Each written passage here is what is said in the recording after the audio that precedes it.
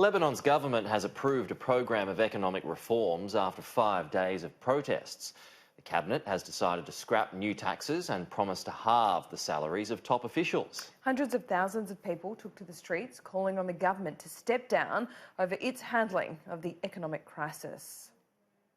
Well, the Prime Minister announced a whole raft of reforms in a televised speech just a few hours ago. Amongst those reforms was a pledge to cut MP salaries by 50%, to abolish certain government ministries and government bodies, and also, importantly, not to introduce any new taxes. That's important because on Thursday evening, these protests erupted after the government had proposed to introduce a tax on WhatsApp calls and other internet-enabled voice calls in the country.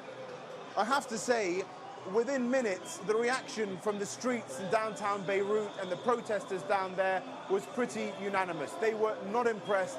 They are calling for a removal of the entire government. They believe that the issues the country is facing, the deepening economic crisis, goes way beyond just one or two specific policies.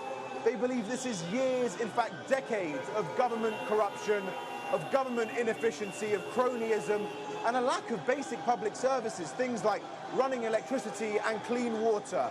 So what happens next? Well, they're not going anywhere. The numbers in downtown Beirut have been growing by the hour, and you can expect them to get bigger and bigger as the evening goes on.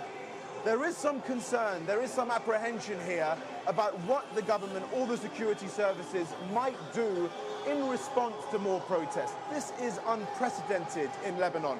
Hundreds of thousands of people who are putting aside political affiliation and religious differences to come together and in unison for the time being demand a change in the way this country is run. The next few hours and days are going to be absolutely critical for Lebanon.